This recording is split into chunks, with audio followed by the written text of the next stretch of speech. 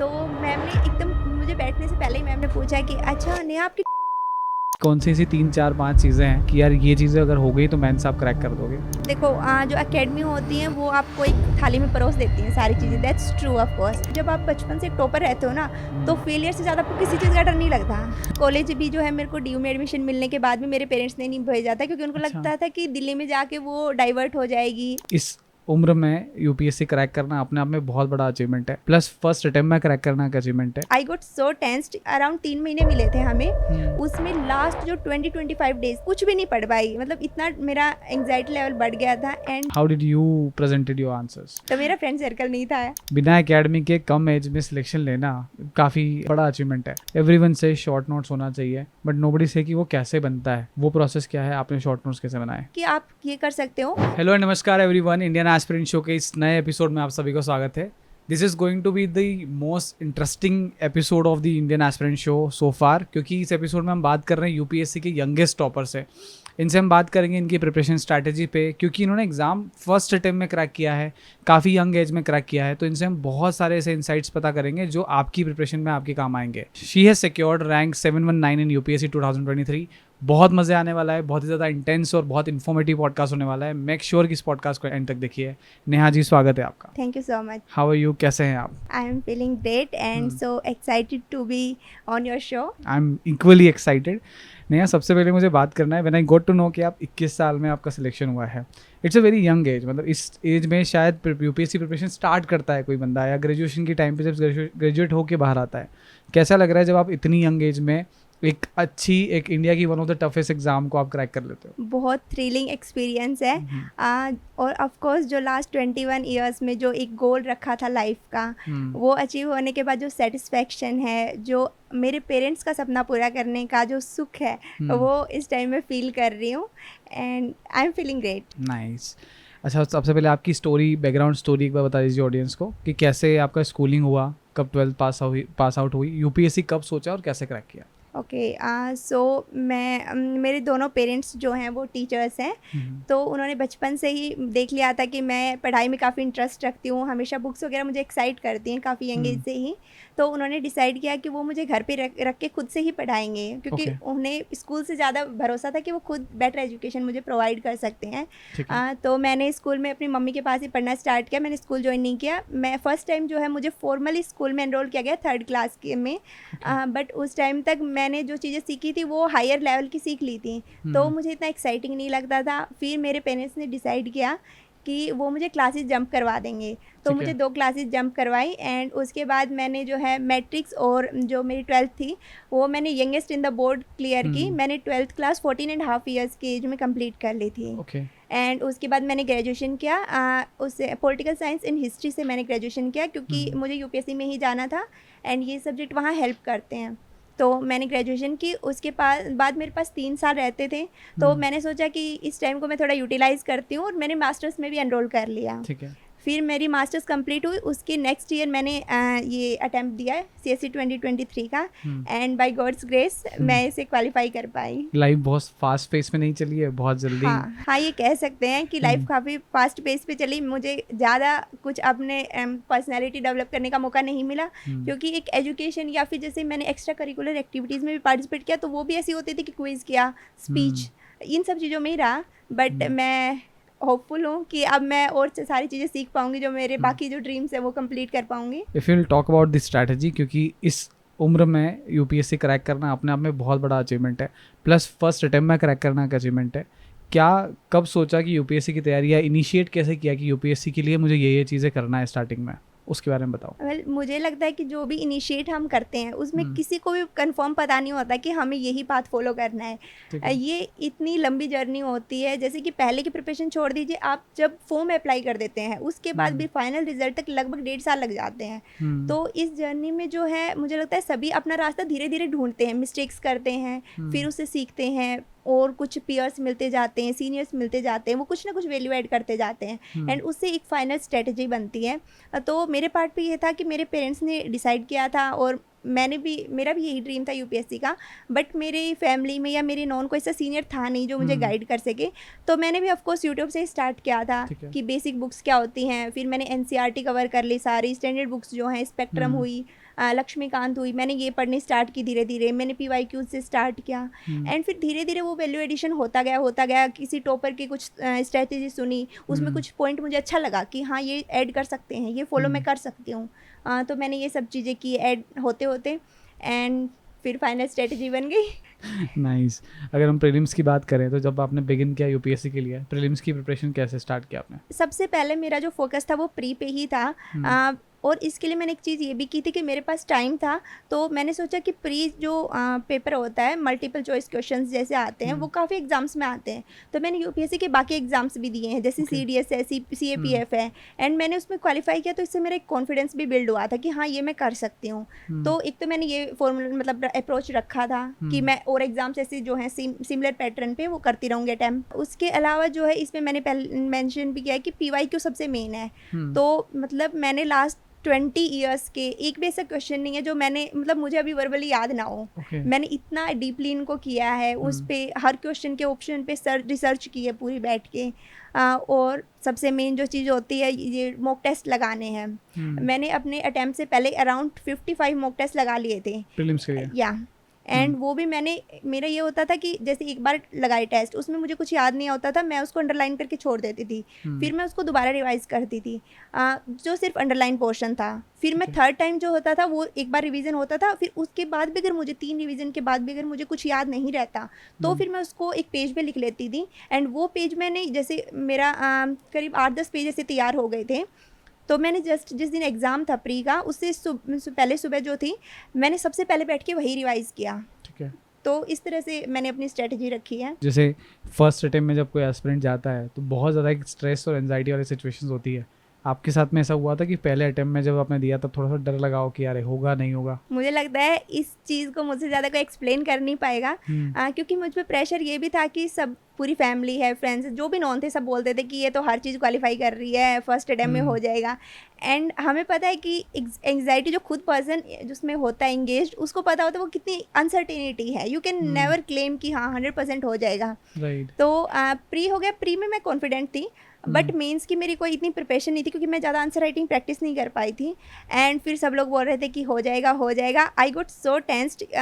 Around 3 महीने मिले थे हमें। उसमें लास्ट जो 20-25 डेज थे मेरी एंग्जाइटी इस लेवल की हो गई थी कि मैंने मम्मी को बोला मम्मी इस बार अटैम्प्ट मत रहने दो मुझे, अब मैं नेक्स्ट टाइम फुल प्रिपरेशन करके अप्लाई करूँगी और आप देखना मैं उस टाइम पक्का कर जाऊँगी। ठीक है, मैं कुछ भी नहीं पढ़ पाई, मतलब इतना मेरा एंग्जाइटी लेवल बढ़ गया था। एंड जब आप बचपन से एक टॉपर रहते हो ना तो फेलियर से ज़्यादा आपको किसी चीज़ का डर नहीं लगता। एंड वो इतना मतलब मेंटली मैं डिस्टर्ब हो गई। लास्ट के 20-25 दिन जब सब लोग 10 घंटे से ज़्यादा पढ़ते हैं, मैं 2 घंटे भी नहीं पढ़ पा रही थी। बट फिर भी मेरी मम्मी ने बोला कि खोने के लिए तो कुछ नहीं है, अगर तेरे को नेक्स्ट टाइम देना है, अब की बार अटैम्प्ट तो काउंट हो चुका है और मेंस आ गया है, so at least go and attempt the test, experience तो होगा। तो ये सब करके मम्मी मुझे लेके गई एंड मैंने इतनी मतलब ज़बरदस्ती फील की कि मुझे क्यों दिला रहे हो। बट मैंने फर्स्ट डे एग्ज़ाम दिया एंड मेरा कॉन्फिडेंस बहुत हाई हो गया क्योंकि मुझे पता था कि मेरा ऐसे बहुत अच्छा हुआ है ऐसे का exam.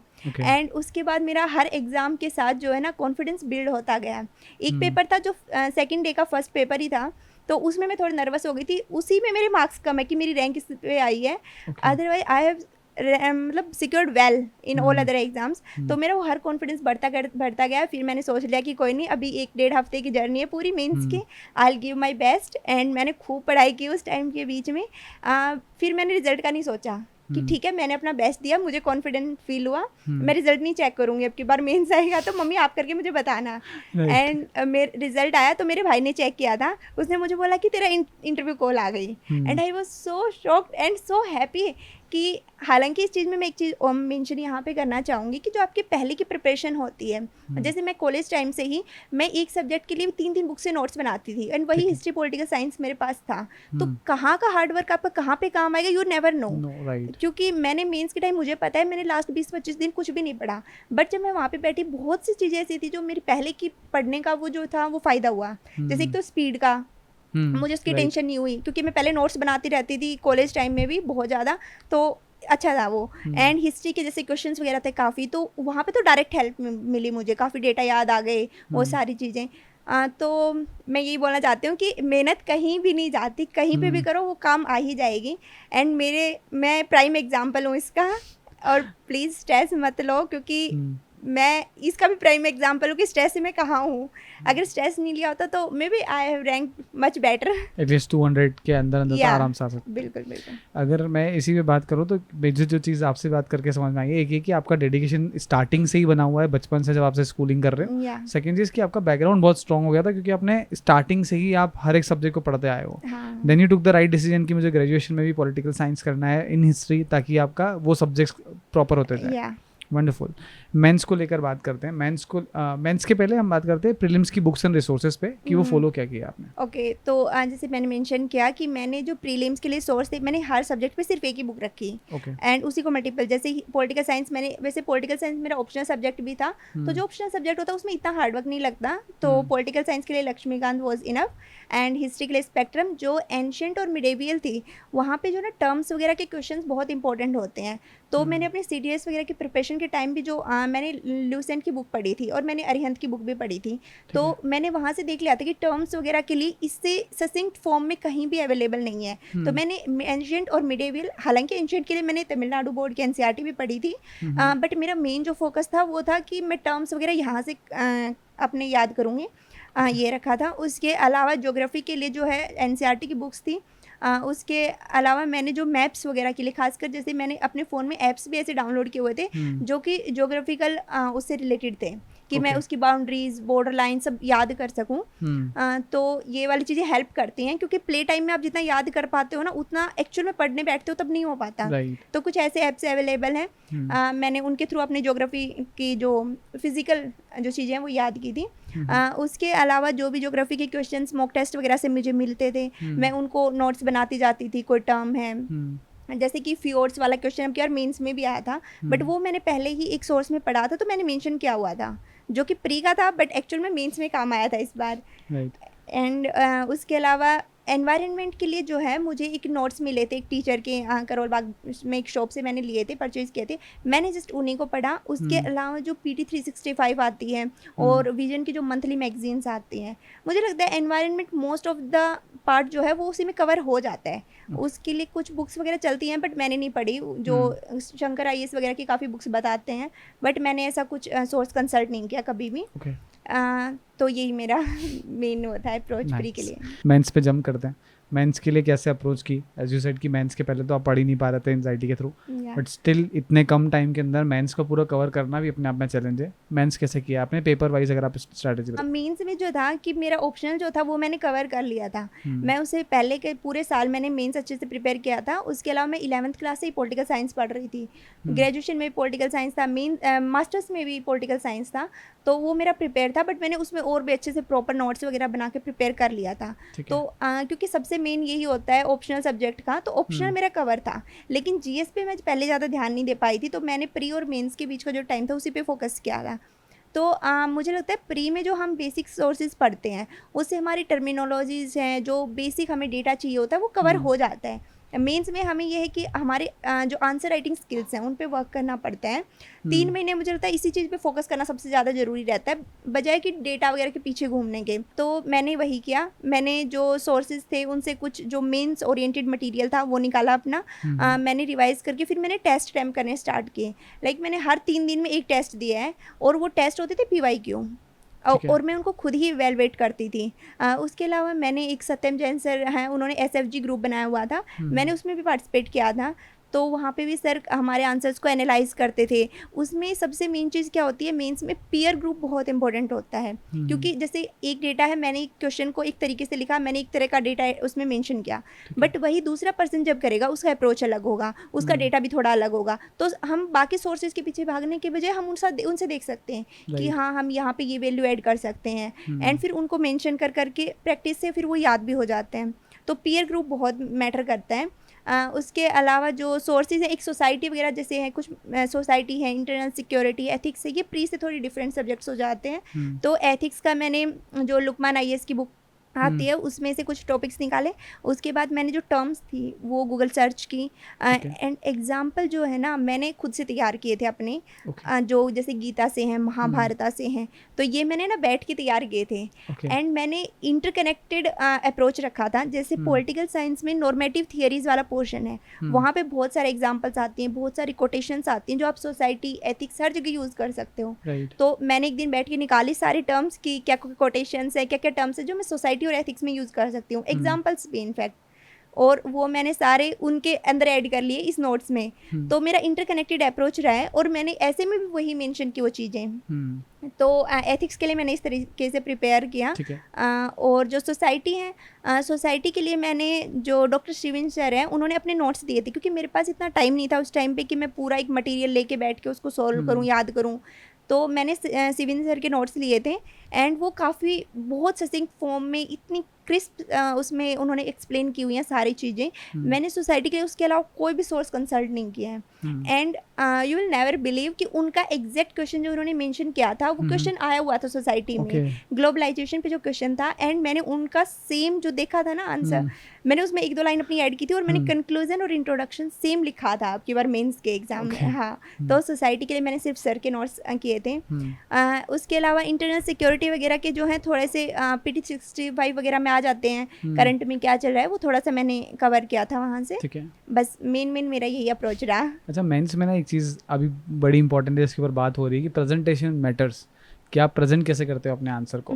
How did you presented your answers? हाँ, ये सबसे इम्पोर्टेंट बात है। इनफैक्ट मुझे लगता है कि जो मेंस है वहाँ पे अभी ये कॉलेज जो एकेडमीज़ वगैरह हैं इन्होंने वो बना रखी है, हवा बना रखी है कि एक स्पेसिफिक तरीका है हर चीज़ को अटैम्प्ट करने का। बट मुझे लगता है कि जो वहाँ पे एग्जामिनर हैं उनको डाइवर्सिटी चाहिए, उनको कुछ यूनिक चाहिए। जैसे मैं एक एग्जांपल देती हूँ आपको, जो ऑप्शनल है मेरा PSIR, उसका जो पार्ट 2 पेपर 2 होता है, उसमें ये बोला जाता है, मुझे बोला गया कि कभी पॉइंट फॉर्म में मत लिखो और मैप नहीं बनाना होता उसमें, क्योंकि वो ऑप्शनल है।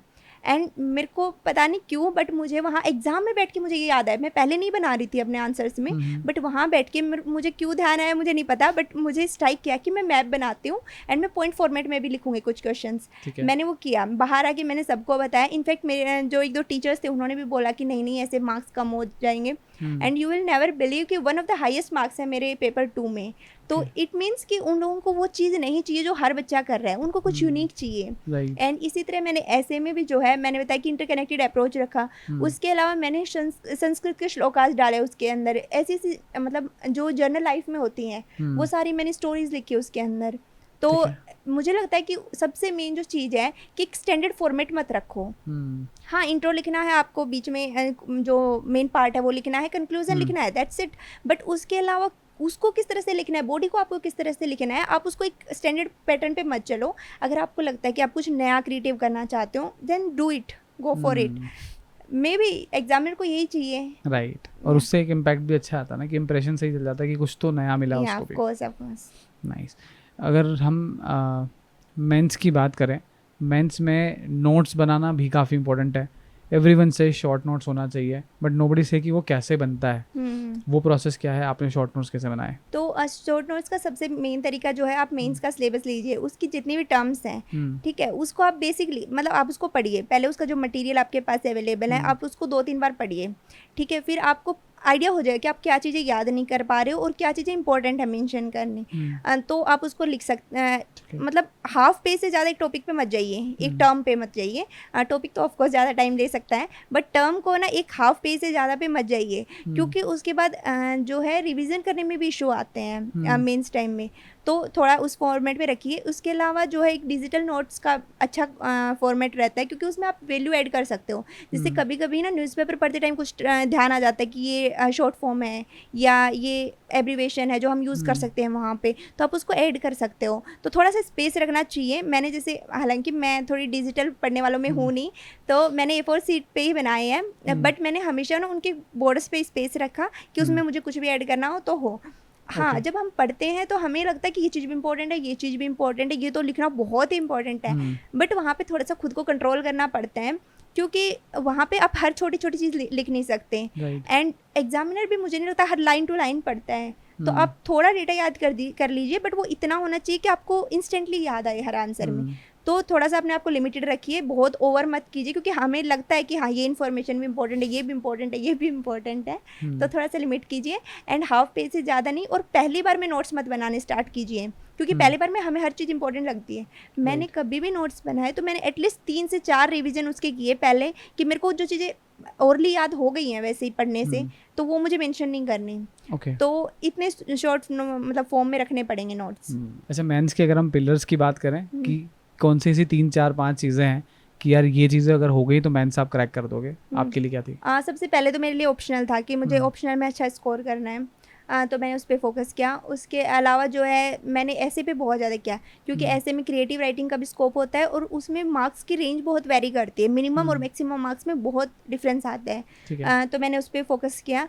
थर्ड जो है, मैंने जो शॉर्ट नोट्स का मैंने बताया उसमें मैंने सबसे ये रखा कि इंटरकनेक्टेड रखना है मुझे, क्योंकि उससे मुझे याद कम करना पड़ेगा और बेटर आंसर्स मैं प्रिपेयर कर पाऊँगी। एंड जो मतलब डायग्राम्स वगैरह बनाने होते थे, मैंने उनको ना पेस्ट कर लिया था कि मुझे दिन रात वो दिखते रहें कि मेरे को ये डायग्राम्स बनाने ही हैं। दूसरा, अनएक्सपेक्टेड होता है पेपर, आप हर चीज़ सोच के नहीं चल सकते, तो वहाँ पे जो अनएक्सपेक्टेड क्वेश्चंस आएंगे उनके लिए रेडी रहिए। कि जैसे अब की बार बहुत लाइक स्पेसिफिक क्वेश्चंस आए थे, जैसे यूएन की काउंसिल्स के बारे में आए थे, तो वहाँ पे जो आप प्रिपेयर नहीं करते, वो प्री के लिए प्रिपेयर होते हैं बट मेंस के लिए आप नहीं करते हैं। तो इतना आप में मतलब स्ट्रेंथ आपकी होनी चाहिए कि आप अनएक्सपेक्टेड क्वेश्चंस को भी अटेम्प्ट कर पाएँ। इतना मटेरियल भी नहीं है तो भी कुछ टेक्निक्स आप ले सकते हैं, कि जैसे बेसिक लिख दिया, यूनाइटेड नेशन के काउंसिल के बारे में है, आप उसको यूनाइटेड नेशन से ऐड करके लिख सकते हैं, इस टाइप की चीज़ें। तो आपको आंसर राइटिंग पे फोकस ऑफकोर्स करना पड़ेगा। मेंस में अगर मैं एक चीज़ और बात करना चाहता हूँ आपसे, टेस्ट सीरीज के बारे में। आपने बताया था जब हम ऑफ द कैमरा बात कर रहे थे कि आपने टेस्ट सीरीज नहीं की। क्यों नहीं की? वर यू कॉन्फिडेंट कि यार घर से जब मैं टेस्ट लगाऊंगी, घर से आंसर राइटिंग करूंगी तो भी सही होगा? वो एनालाइज कैसे किया फिर? मैंने जो ये टेस्ट सीरीज का ऑफकोर्स एक वो हवा रहती है कि सबको करना ही है। प्री के लिए मैंने मॉक अटैम्प्ट किए थे, बट जब मेंस की बारी आई, मैंने अभी नहीं, मतलब जब मेरा अटैम्प्ट था तभी नहीं, मैंने 2022 में 1-2 टेस्ट सीरीज ज्वाइन की थी, एंड मैंने उसमें एक टेस्ट लिखा भी था। लेकिन मुझे उसमें कॉन्फिडेंस था कि मैंने उसमें अपनी ग्रेजुएशन वगैरह में जो पढ़ी हुई चीज़ें थी मैंने वो मेंशन किया उसमें, एंड वो बहुत अच्छा आंसर था। लेकिन मुझे जो ना उसमें उन लोगों ने जो एक उनका मॉडल आंसर था, उन्होंने उसको देखा कि ये इसके अकॉर्डिंग नहीं था, तो उन्होंने वो हर चीज़ मेंशन कर दी जो मॉडल आंसर के अकॉर्डिंग नहीं थी, बट उन्होंने मेरी एक भी उस पॉइंट को नोट नहीं किया जो मैंने एक डिफरेंट डाली थी, या जो मतलब उनके मटेरियल भी थे उनसे अलग मैंने डाली थी। तो उस टाइम के बाद मेरा मन नहीं हुआ देने का, एंड मुझे लगा भी नहीं वर्थ इट है। तो उसके बाद मैंने क्या किया, मैं अपने आंसर से लिखती थी, एंड मैं एक बार लिख के छोड़ देती थी उसको 1-2 दिन के लिए, फिर मैं दोबारा उसको पढ़ती थी एक न्यूट्रल पर्सपेक्टिव से। फिर जब मैं पढ़ती थी और मुझे लगता था कि नहीं, इसमें ये पॉइंट लिखने की ज़रूरत नहीं थी, या यहाँ पे बेटर हो सकता था, इसके लिए मैंने एक ना टॉपर्स के आंसर कॉपीज़ भी आती हैं, मैंने उनको कंसल्ट किया। मैं जैसे जो एक टॉपर ने लिखा है, जैसे उसके जो आंसर्स होते थे मैं उसको नहीं देखती थी, मैं क्वेश्चन पढ़ा, मैंने अपना आंसर अटैम्प्ट किया, उसके बाद मैं देखती थी कि उन्होंने ऐसा क्या लिखा कि मेरे वाले में नहीं है, तो वहाँ से मैंने चीज़ें पिक करनी स्टार्ट की। एंड फिर जो PYQ मैंने अटैम्प्ट किए उसमें ये था कि मैंने एक बार किया, फिर मैंने उसको एनालाइज किया कि ये मिस्टेक्स थी, मैंने उसको दोबारा से लिखा, मैंने लाइक 3 से 4 बार उसको रिफाइन किया है। ठीक है, तो एक्स्ट्रा मेहनत लगती है इसमें, बट मुझे लगता है टेस्ट सीरीज से ज़्यादा आपको बेनिफिट्स रहेंगे। नाइस। इंटरव्यू पे बात करते हैं।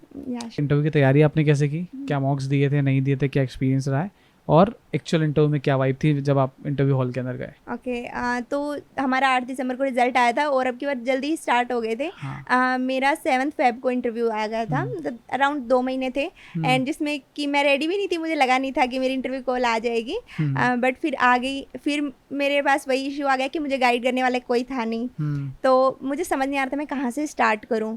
तो मैंने धीरे धीरे फिर से वही यूट्यूब पे जाके सर्च किया कि इंटरव्यू के लिए कैसे प्रिपरेशन करूँ। तो मैंने थोड़े स्टेट्स वगैरह बेसिक जो है मैंने आंसर बनाए अपने, कि जो क्या क्या क्वेश्चंस, पॉसिबल क्वेश्चंस क्या क्या हैं, स्टेट से रिलेटेड है, मेरे बैकग्राउंड से रिलेटेड हैं, मेरे डिस्ट्रिक्ट से रिलेटेड जो भी हैं, मैंने उनके क्वेश्चंस की लिस्ट बनाई, एंड ग्रेजुअली मैंने उनको प्रिपेयर करना स्टार्ट किया। मैंने उसके बाद मॉक इंटरव्यू देने स्टार्ट किए जब मुझे लगा कि हाँ मेरा बेसिक मटेरियल प्रिपेयर्ड है। बट मैंने सोचा था कि मुझे ज़्यादा इंटरव्यू नहीं देने, मैं 4-5 से ज़्यादा नहीं दूंगी। तो मैंने स्टार्ट किया जब मॉक इंटरव्यू, तो मुझे बहुत डिफरेंट व्यूज़ मिल रहे थे। एक इंटरव्यू में तो मुझे ये तक बोला गया कि मुझे 140 से 50 के बीच ही मार्क्स मिलेंगे, एंड वो मेरा शायद सबसे ख़राब वाला मॉक इंटरव्यू था। उसके अलावा बाकी जो 2-3 थे उन्होंने मुझे यही बोला कि आपकी यंग एज है, आपका बैकग्राउंड देख के जो है ना आप और आपकी पर्सनैलिटी देख के आपको 180 प्लस आ जाएंगे, एंड होपफुली वो आ भी गए। बट मतलब इतना मुझे लगा नहीं कि जो एक्चुअल इंटरव्यू होता है उसको कहीं भी मॉक इंटरव्यू मैच कर पाते हैं। आई डोंट थिंक सो, क्योंकि वहाँ पे बहुत कोर्डियल एनवायरनमेंट रहता है, एंड वहाँ के मुझे नहीं लगता कि वो हमारी लाइक कुछ हिडन हमसे निकालना चाहते हैं। वो जो इंटरव्यू पैनलिस्ट होते हैं वो हमारी एक्चुअल पर्सनालिटी देखना चाहते हैं, एंड अगर हमारे पास कुछ हाइड करने को है ही नहीं तो हमें बहुत कुछ मतलब सोचने की ज़रूरत नहीं है, जस्ट बी योर सेल्फ। तो मैंने यही सोचा था जब मैंने एंट्री की इंटरव्यू रूम में, तो आई वॉज वेरी नर्वस, क्योंकि मेरे लास्ट के ही 1-2 मॉक इंटरव्यू ऐसे हुए थे जिसमें मुझे ऐसा बोला गया था कि 140 से 50 ही आएंगे या वो सब। तो आई वॉज़ वेरी नर्वस कि कैसा हो रहा है, फर्स्ट टाइम दे के आ रही हूँ। बट जब मैंने एंट्री की एंड मेरा सुमन शर्मा मैम का बोर्ड था, तो मैम ने एकदम मुझे बैठने से पहले ही मैम ने पूछा कि अच्छा नेहा आपकी डेट ऑफ बर्थ क्या है। मैंने विश किया था उन्हें, बट उन्होंने विश नहीं सुना, उन्होंने डायरेक्ट बोला कि अच्छा आपकी डेट ऑफ बर्थ क्या है। मैं बैठी भी नहीं थी उससे पहले, तो मैंने बताया, फिर मैम ने स्माइल करके बोला कि अच्छा 10th इस एज में कर ली। फिर हंस के उन्होंने बोला देखा ना सर नारी शक्ति। तो जब इतना हुआ ना मुझे like I was very comfortable then कि नहीं ये तो लोग तो हंस रहे हैं, इतना सीरियस नहीं है। एंड उसके बाद उनकी ऐसी कन्वर्सेशन चली, मेरे वाले में तो बहुत लाइट एनवायरनमेंट था, मुझे लगा ही नहीं कि मैं इंटरव्यू में बैठी हूँ।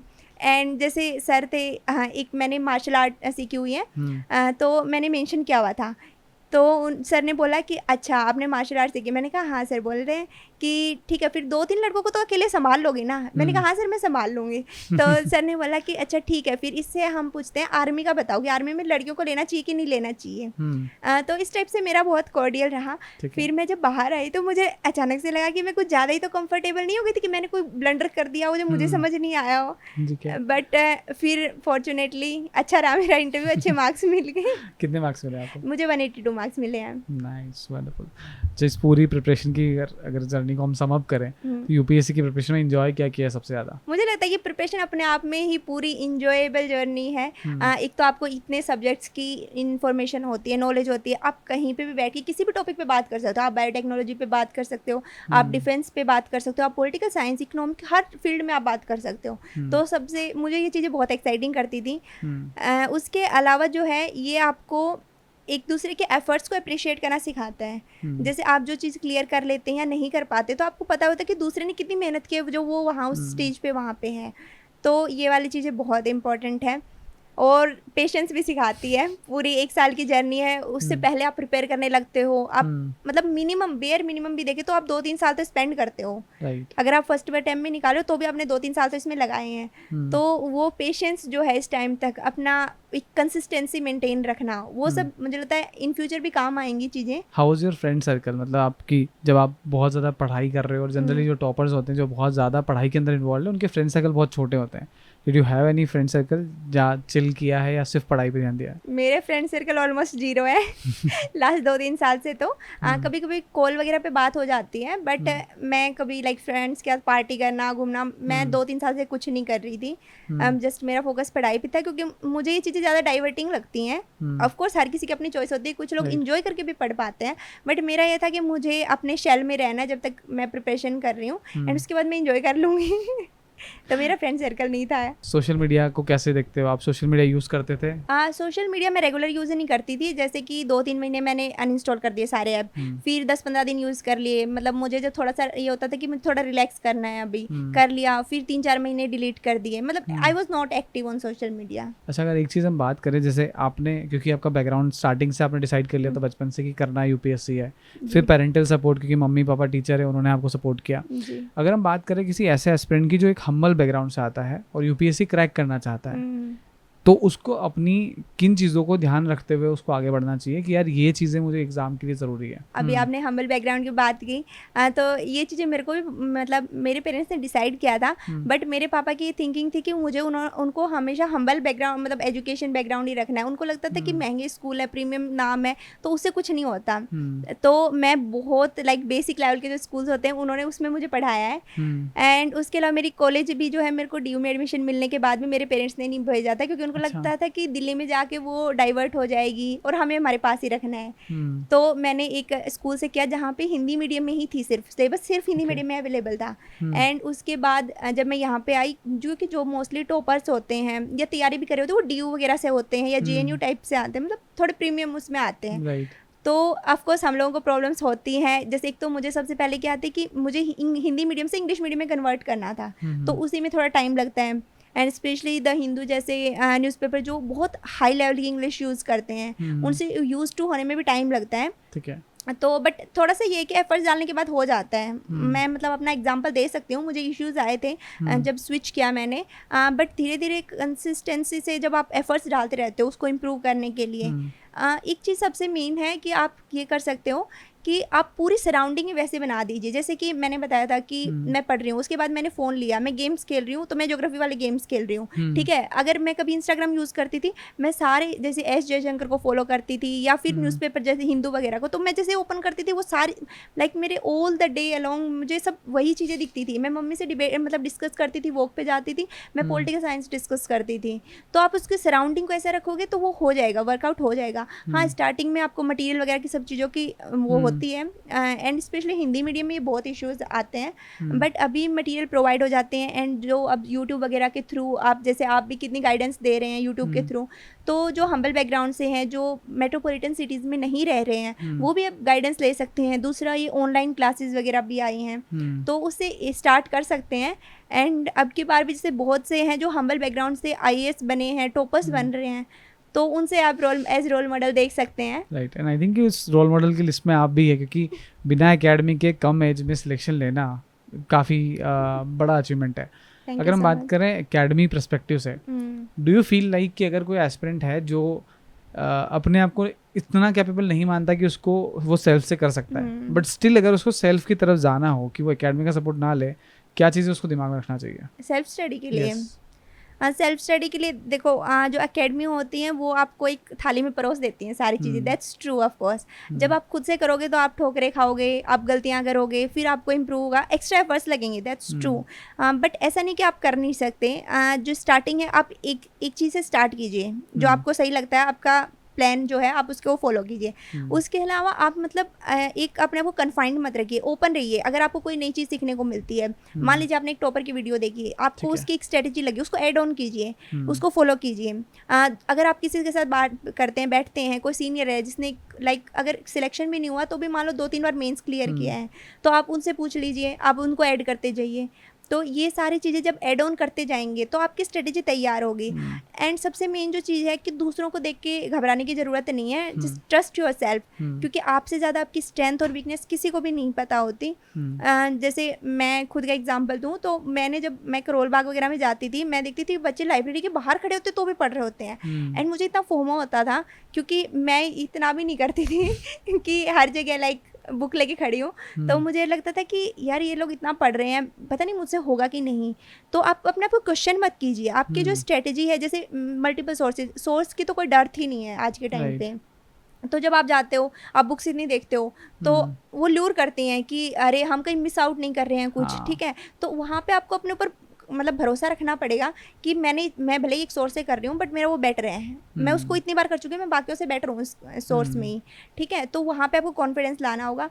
एंड मैं यही बोलूँगी कि आप अपनी जो भी स्ट्रेटेजी बना रहे हैं, जो कि बाकी सब सोर्सेज से देख के बनाइए, बट उसी को फॉलो कीजिए। पहले आप टाइम ले लीजिए उसको देखने में, आप चाहे 100 टॉपर्स की वीडियोस देख के बना लीजिए, लेकिन जब आप उसको बना रहे हैं तो आप उसको फॉलो कीजिए, आप उसको क्वेश्चंस मत कीजिए कि अरे अभी अचानक से मुझे याद आ रहा है कि प्री से पहले कि मैंने ना ये सब वाले तो छोड़ ही दिए हैं मटेरियल, इसको कंसल्ट करता हूँ, वो नहीं होगा। एंड मुझे अगर कोई फॉलो करना चाहे तो यही है कि लिमिटेड सोर्सेज रखिए, क्योंकि स्टैटिक ही लास्ट में काम आना है। करंट अफेयर्स आप कितने कर सकते हैं, कोई लिमिट ही नहीं है, इट्स लिमिटलेस। ऑलराइट, काफ़ी मज़ा आया है आपसे बात करके नेहा, एंड आई थिंक कि आपका फ्लो, आपकी इनसाइट्स आई फील हर एस्पिरेंट की लाइफ में वैल्यू ऐड करेंगे। What is your one last go to motivation for all the aspirant कि यार जो उनके लिए एक मैसेज हो? मैं एक मैसेज सबसे पहले जो यंग एस्पिरेंट्स हैं, जैसे कि मैं देख रही हूँ अभी जो टाइम पहले ग्रेजुएशन के बाद बच्चे प्रिपरेशन स्टार्ट करते थे, वो मूव होते होते अभी 12th तक भी आ गया है कि 12th में भी फोकस करने लगे हैं UPSC पे।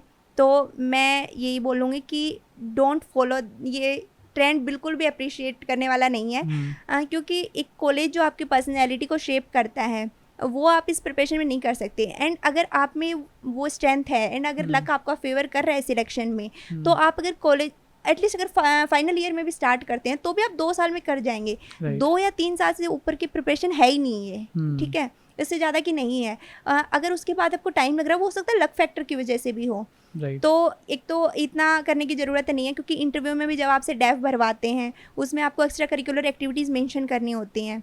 तो सबसे पहले तो अपनी कॉलेज लाइफ एंजॉय करो एंड फाइनल ईयर से पहले तो एटलीस्ट मत लगो प्रिपरेशन में।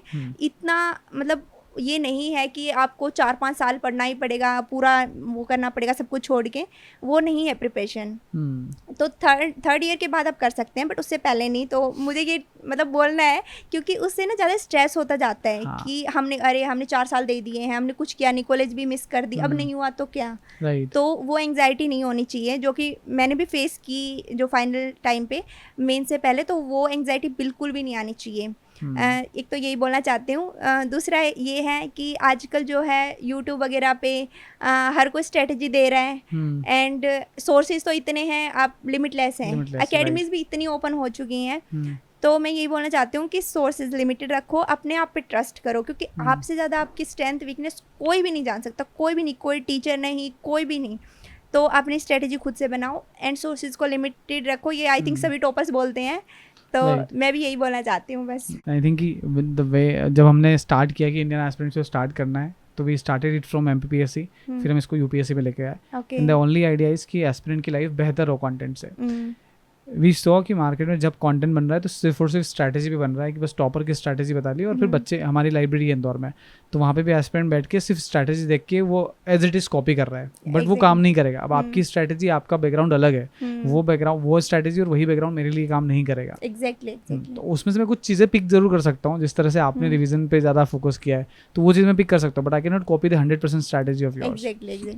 टेलर्ड अप्रोच होना चाहिए टॉपर्स की स्ट्रेटजी को देख के भी, क्योंकि मैं किसी भी एक टॉपर के लिए ये नहीं बोल सकती कि मैंने 100% उसको फॉलो किया है। एंड मैंने तो स्ट्रेटजी भी कम ही रखी है, क्योंकि मैंने अपने आप को ये रखा था कि मुझे बस अपने ऊपर वो रखना है कि आई कैन डू दैट, क्योंकि यूपीएससी आपको बेसिक मटेरियल प्रोवाइड करता है, आप उसके लिए बेसिक सोर्सेज आपके पास अवेलेबल हैं। एंड टॉपर्स, हाँ, कुछ जैसे इशिता किशोर मैम की है, मैंने उनकी पॉलिटिकल साइंस के लिए स्ट्रेटजी देगी, बट ऐसा नहीं है कि मैंने उनके ऊपर कंप्लीटली रिलाई किया। मैंने कुछ चीज़ें उनकी पिक की, जैसे मैंने ऐसे जो मेरा पेपर हुआ था उससे जस्ट पहले मैंने उनकी जो आंसर कॉपी थी मैंने वो पढ़ी, ठीक है, बट आप उसको ब्लाइंडली फॉलो नहीं कर सकते, क्योंकि उनका बैकग्राउंड अलग था, मेरा बैकग्राउंड अलग है, और किसी पर्सन का आएगा जो IIT से आ रहा है उसका बैकग्राउंड अलग है। तो ये आपने बिल्कुल सही बात बोली है, टेलर्ड अप्रोच होना चाहिए। अच्छा, एक वन लास्ट क्वेश्चन, कि जब रिजल्ट आया इतनी कम एज में, मेंस में, आपके भाई ने रिजल्ट देख के आपको बताया, इंटरव्यू के बाद में जब फाइनल सिलेक्शन हुआ तब क्या माहौल था घर पे, how did you feel?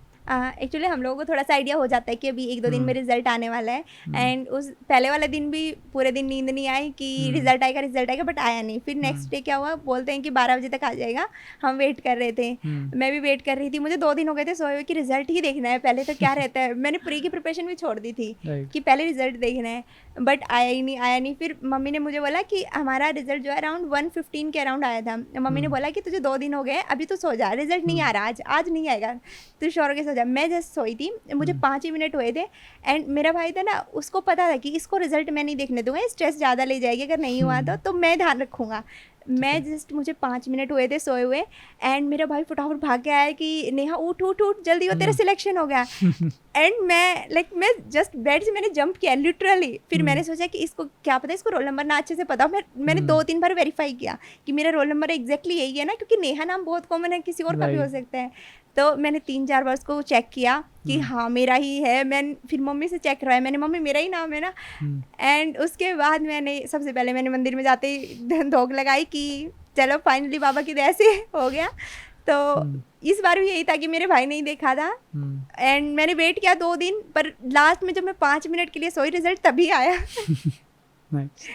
All right. Thank you so much, Neha, for being on Indian Aspirant Show. Thank you so much for inviting me. कैसा एक्सपीरियंस रहा आपका इंडियन एस्पिरेंट शो पर? It was great, and आप जो service कर रहे हैं, क्योंकि जो बाकी अकेडमीज वगैरह बुलाते हैं वहाँ पे इतना ओपनली बात नहीं हो पाती, तो पॉडकास्ट ऑफकोर्स सबसे ट्रेंडी चीज़ भी है, एंड यहाँ पे आप खुल के बात भी कर सकते हैं। So it was great experience. Thank you. And I hope मेरी कुछ बातें किसी को हेल्प ही कर जाएं। Yeah. Thank you so much for being on Indian Aspirant Show once again. Thank you so much audience for watching this podcast till the very end. I hope इस podcast से बहुत कुछ आपको सीखने को मिला होगा. I just request कि जो भी चीज़ें आपको इस पॉडकास्ट की बेस्ट लगी हो हमें कमेंट सेक्शन में ज़रूर बताएं. ऐसे कौन से सवाल, क्या चीज़ें आप चाहते हैं जो हम आने वाले टाइम में टॉपर्स से बात करके पूछें, और किन टॉपर्स को आप देखना चाहते हैं शो पे, वो भी हमें कमेंट सेक्शन में ज़रूर बताएं. Thank you so much once again for watching Indian Aspirant Show. Make sure to subscribe it.